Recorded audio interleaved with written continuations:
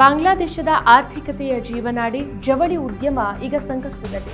ಅನಿಲ ಕೊರತೆಯಿಂದ ಮುಚ್ಚುತ್ತಿರುವ ಗಿರಣಿಗಳು. ಫೆಬ್ರವರಿ 1ರಿಂದ ಅನಿರ್ದಿಷ್ಟ ಮುಚ್ಚುವಿಕೆ ಘೋಷಣೆ. ಲಕ್ಷಾಂತರ ಜನರ ಭವಿಷ್ಯ ಆತಂಕದಲ್ಲಿ. ಇದು ದೇಶದ ಆರ್ಥಿಕತೆಗೆ ಭಾರೀ ಆಘಾತ. ನಮಸ್ಕಾರ, ಈ ದಿನಕ್ಕೆ ಸ್ವಾಗತ. ನಾನು ಜಿಎಂ ಪವಿತ್ರ. ಬಾಂಗ್ಲಾದೇಶದ ಆರ್ಥಿಕತೆಯ ಜೀವನಾಡಿ ಅಂತಿರುವ ಜವಳಿ ಉದ್ಯಮ ಇತಿಹಾಸದಲ್ಲೇ ಕಂಡರಿಯದಂತಹ ಸಂಕಷ್ಟವನ್ನು ಎದುರಿಸ್ತಾ ಇದೆ. ನಿರಂತರವಾಗಿ ಕಾಡ್ತಾ ಇರುವಂತಹ ಇಂಧನ ಕೊರತೆ ಮತ್ತು ಆರ್ಥಿಕ ಅಸ್ಥಿರತೆಯಿಂದ ಕಂಗಾಲಾಗಿರುವಂತಹ ಬಾಂಗ್ಲಾದೇಶ ಟೆಕ್ಸ್ಟೈಲ್ ಮಿಲ್ಸ್ ಅಸೋಸಿಯೇಷನ್ ಇದೇ ಫೆಬ್ರವರಿ 1ರಿಂದ ತನ್ನ ಸದಸ್ಯತ್ವ ಹೊಂದಿರುವಂತಹ ಎಲ್ಲಾ ಜವಳಿ ಗಿರಣಿಗಳನ್ನು ಅನಿರ್ದಿಷ್ಟ ಅವಧಿವರೆಗೆ ಮುಚ್ಚೋಕೆ ಕಠಿಣ ನಿರ್ಧಾರವನ್ನು ಪ್ರಕಟಿಸಿದೆ. ಈ ನಿರ್ಧಾರ ದಕ್ಷಿಣ ಏಷ್ಯಾದ ವಾಣಿಜ್ಯ ವಲಯದಲ್ಲಿ ತೀವ್ರ ಆತಂಕವನ್ನು ಸೃಷ್ಟಿಸಿದೆ. ಈ ಬಿಕ್ಕಟ್ಟಿಗೆ ಪ್ರಮುಖ ಮತ್ತು ತಕ್ಷಣದ ಕಾರಣ ಅಂತಂದ್ರೆ ದೇಶದಲ್ಲಿ ತಲೆದೂರಿರುವಂತಹ ತೀವ್ರ ಸ್ವರೂಪದ ನೈಸರ್ಗಿಕ ಅನಿಲದ ಅಭಾವ. ಬಾಂಗ್ಲಾದೇಶದ ಬಹುತೇಕ ಜವಳಿ ಗಿರಣಿಗಳು ಕಗ್ಯಾಪ್ಟಿವ್ ಪವರ್ ಪ್ಲಾಂಟ್ ಮೂಲಕ ಕಾರ್ಯವನ್ನು ನಿರ್ವಹಿಸುತ್ತೆ. ಈ ಘಟಕಗಳಿಗೆ ನಿರಂತರ ಅನಿಲ ಪೂರೈಕೆಯ ಅಗತ್ಯ ಇದ್ದು, ಕಳೆದ ಕೆಲವು ತಿಂಗಳುಗಳಿಂದ ಪೂರೈಕೆಯಲ್ಲಿ ಭಾರೀ ವ್ಯತ್ಯಯ ಉಂಟಾಗಿತ್ತು. ಗಿರಣಿಗಳನ್ನು ಸುಗಮವಾಗಿ ನಡೆಸೋಕೆ ಅಗತ್ಯವಾದ ಕನಿಷ್ಠ ಅನಿಲದ ಒತ್ತಡ ಸಿಗ್ತಾ ಇಲ್ಲ ಅನ್ನೋದು ಮಾಲೀಕರ ಹತಾಶೆಯಾಗಿತ್ತು. ಗ್ಯಾಸ್ ಪೈಪ್ಲೈನ್ಗಳಲ್ಲಿನ ಒತ್ತಡ ಶೂನ್ಯಕ್ಕೆ ಅಂದ್ರೆ 0 PSIಗೆ ಕುಸಿದಿದೆ ಅಂತ BTMA ಆರೋಪಿಸಿದೆ. ನಾರಾಯಣ್ ಗಂಜ್, ಢಾಕಾ ಮತ್ತು ಚಿತ್ಗಾಂಗ್ನಂತಹ ಪ್ರಮುಖ ಕೈಗಾರಿಕಾ ವಲಯಗಳಲ್ಲಿ ಅನಿಲ ಪೂರೈಕೆ ಸಂಪೂರ್ಣ ಅಸ್ತವ್ಯಸ್ತಗೊಂಡಿದೆ. ಯಂತ್ರೋಪಕರಣಗಳು ನಡೆಯೋಕೆ ಬೇಕಾದಂತ ಇಂಧನ ಇಲ್ಲದೇನೆ ಕೋಟ್ಯಾಂತರ ರೂಪಾಯಿ ಬೆಲೆ ಬಾಳುವ ಯಂತ್ರಗಳು ತುಕ್ಕು ಹಿಡಿಯುವ ಹಂತಕ್ಕೆ ತಲುಪಿದೆ. ಇದು ಉತ್ಪಾದನೆಯ ಮೇಲೆ ನೇರ ಪರಿಣಾಮವನ್ನು ಬೀರುತ್ತೆ. ವಿಪರ್ಯಾಸ ಅಂತಂದ್ರೆ ಬಾಂಗ್ಲಾದೇಶ ಸರ್ಕಾರ ಇತ್ತೀಚೆಗೆ ಕೈಗಾರಿಕೆಗಳಿಗೆ ಪೂರೈಸುವಂತ ಅನಿಲದ ದರವನ್ನ ಗಣನೀಯವಾಗಿ ಏರಿಕೆ ಮಾಡಿತ್ತು.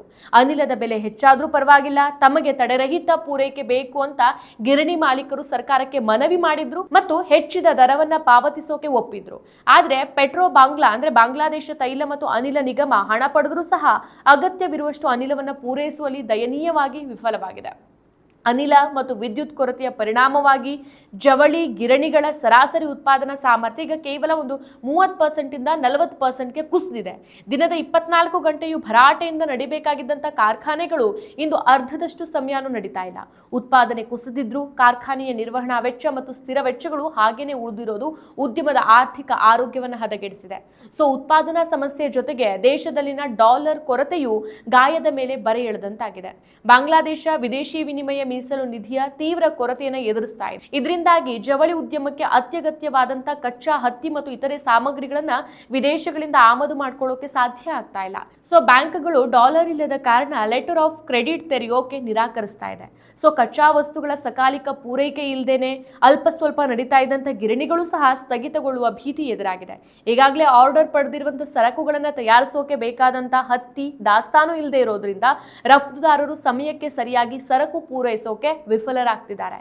ಇದು ಅಂತಾರಾಷ್ಟ್ರೀಯ ಮಾರುಕಟ್ಟೆಯಲ್ಲಿ ಬಾಂಗ್ಲಾದೇಶದ ವಿಶ್ವಾಸಾರ್ಹತೆಗೆ ಧಕ್ಕೆ ತರ್ತಾ ಇದೆ. ಮತ್ತೊಂದು ಕಡೆ ಜಾಗತಿಕ ಮಾರುಕಟ್ಟೆಯಲ್ಲಿನ ಮಂದಗತಿಯೂ ಸಹ ಈ ಸಮಸ್ಯೆಯನ್ನು ಉಲ್ಬಣಗೊಳಿಸಿದೆ.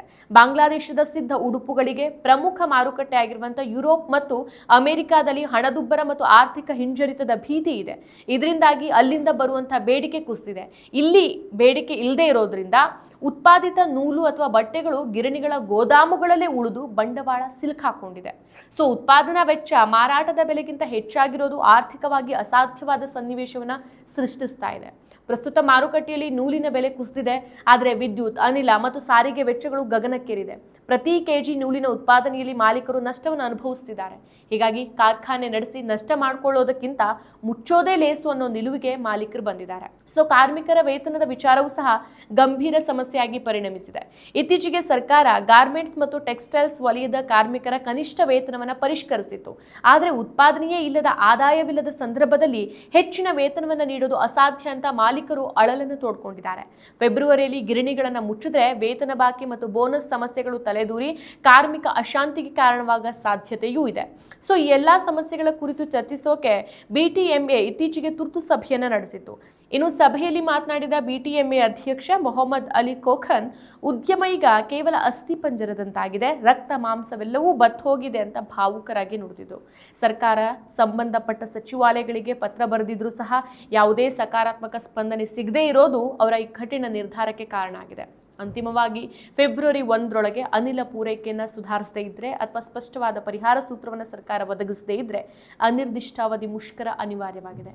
ಈ ನಿರ್ಧಾರ ಜಾರಿಗೆ ಬಂದರೆ ಲಕ್ಷಾಂತರ ಕಾರ್ಮಿಕರ ಬದುಕು ಅತಂತ್ರವಾಗಿಬಿಡುತ್ತೆ. ಬಾಂಗ್ಲಾದೇಶದ ರಫ್ತು ವರಮಾನಕ್ಕೆ ಭಾರೀ ಪೆಟ್ಟು ಬೀಳುತ್ತೆ. ಸರ್ಕಾರ ಈ ಬಿಕ್ಕಟ್ಟನ್ನು ಹೇಗೆ ನಿಭಾಯಿಸಲಿದೆ ಅನ್ನೋದರ ಮೇಲೆ ಬಾಂಗ್ಲಾದ ಆರ್ಥಿಕತೆಯ ಭವಿಷ್ಯ ನಿಂತಿದೆ. ಮತ್ತಷ್ಟು ವಿಶೇಷ ವಿಡಿಯೋಗಳನ್ನು ನೋಡಲು ಮತ್ತು ಹೊಸ ವಿಡಿಯೋಗಳ ಬಗ್ಗೆ ತಿಳಿಯಲು EDina.com ಯೂಟ್ಯೂಬ್ ಚಾನೆಲ್ ಸಬ್ಸ್ಕ್ರೈಬ್ ಮಾಡಿ ಮತ್ತು ಬೆಲ್ ಐಕಾನ್ ಕ್ಲಿಕ್ ಮಾಡಿ.